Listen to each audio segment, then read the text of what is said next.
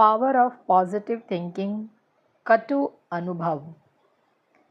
इस बात को स्वीकार करिए कि इस पूरे संसार में ही नहीं अपितु समस्त ब्रह्मांड में भी आप जैसा कोई नहीं है। परम शक्ति परमात्मा ने हर व्यक्ति को अपनी तरह का बिल्कुल अलग बनाया है। यहाँ तक कि जुड़वा बच्चों में भी कुछ विशेषताएं भिन्न होती है। आप जैसे भी हैं, खूबसूरत या बदसूरत, दुर्बल या शक्तिशाली, लंबे या ठिगने, आपका अपना एक विशेष महत्व है। अपने महत्व को पहचानिए। परमात्मा ने आपको एक विशेष भूमिका दी है जिसे आपको निभाना है।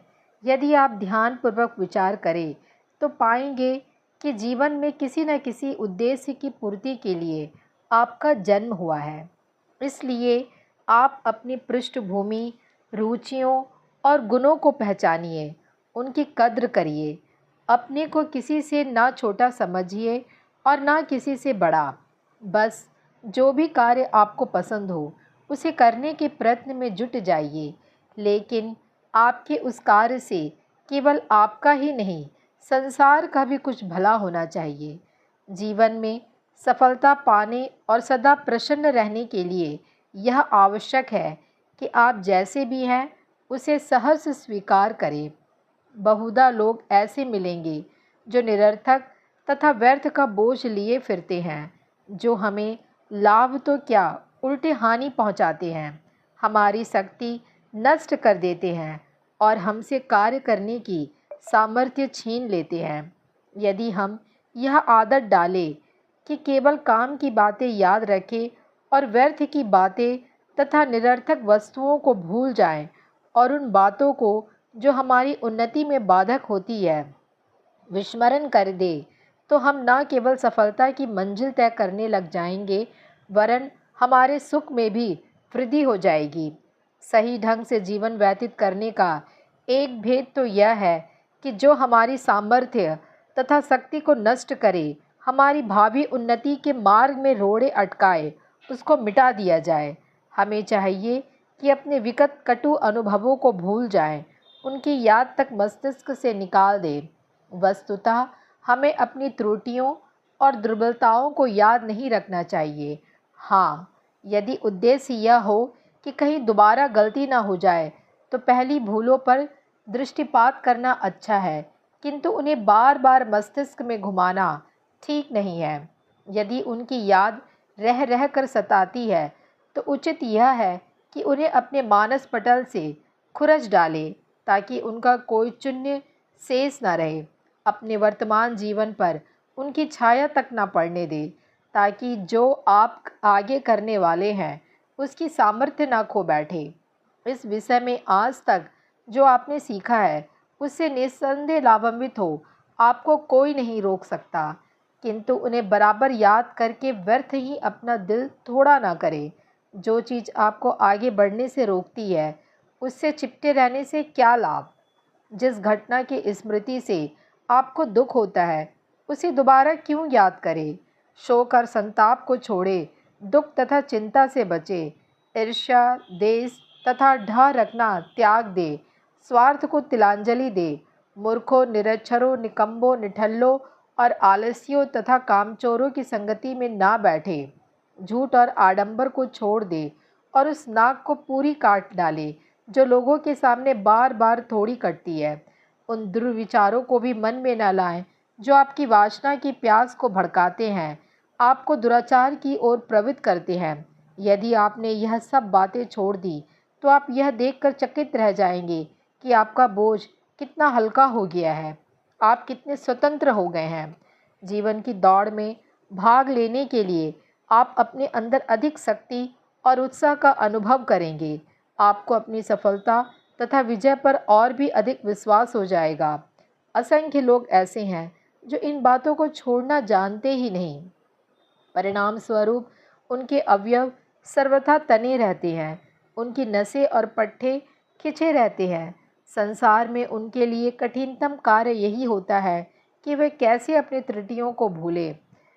अब आज से ही यह प्रण कर ले कि कुछ भी हो जाए आप मृत तथा भग्न ढांचों के स्वप्न नहीं देखा करेंगे। आप बीती हुई विसार देंगे और आगे की सुध लेंगे। इस बात का दृढ़ निश्चय कर ले कि अपने मस्तिष्क व हृदय से जब विचारों को निकाल देंगे, चाहे वे कितने ही भयानक क्यों ना हो, वे विचार आपके मन में कितनी ही बार क्यों ना आए, आप उन्हें भूल जाएं और उनसे कोई संबंध न रखें। सकारात्मक सोच रखें, चिंता तथा परेशानी को दूर करें। कहीं ऐसा ना हो कि वे आपकी शक्ति तथा सामर्थ्य को नष्ट कर दे, क्योंकि आपकी शक्ति ही आपके आगामी कार्यों की पूंजी है।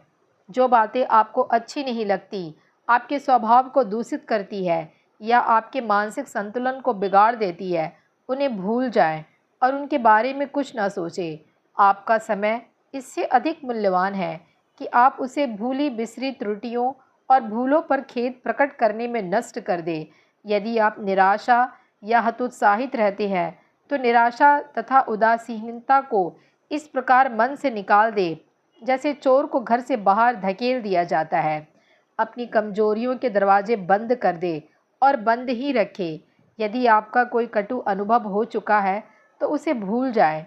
यदि आपको भाषण देने में असफलता हुई, यदि गीत गाते समय आपसे कोई चूक हो गई है, यदि आपकी लिखी कविता में लेख में कोई त्रुटि रह गई, यदि किसी परिस्थितिवश आपका कदम गलत पड़ा है, आप गिर पड़े हैं और चोट आ गई है, अथवा आप पर लांछन लगाया गया है, आपको गालियां दी गई है, तो इन सब बातों के बीत जाने पर उन्हें पुनः याद करने से क्या लाभ।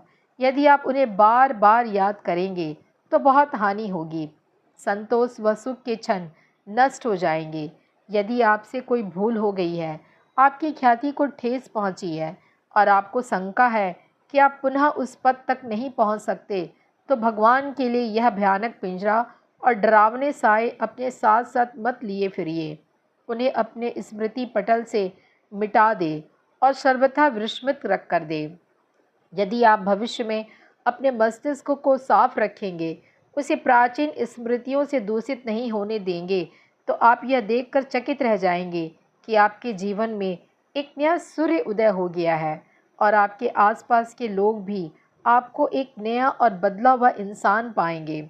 अधिकांश लोग किसी विषय या कार्य में अपने मन को एकाग्र करने में पहले कठिनाई अनुभव करते हैं, लेकिन जब एक बार उनका ध्यान लग जाता है तो उसमें इतने मग्न हो जाते हैं कि किसी दूसरे विषय में ध्यान लगाने का अवसर आने पर उन्हें कष्ट अनुभव होता है।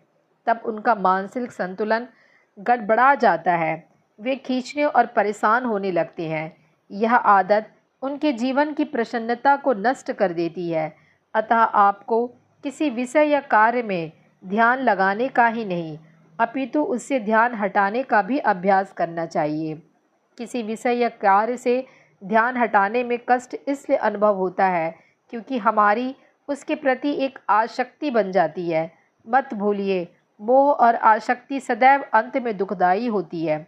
अतः अपने को सुखी, स्वस्थ तथा संतुलित रखने के लिए यह आवश्यक है कि हम मोह और आसक्ति से बचें। इसके लिए सबसे सरल उपाय यह है कि आप प्रत्येक विषय या कार्य को परमात्मा का कार्य समझकर करें।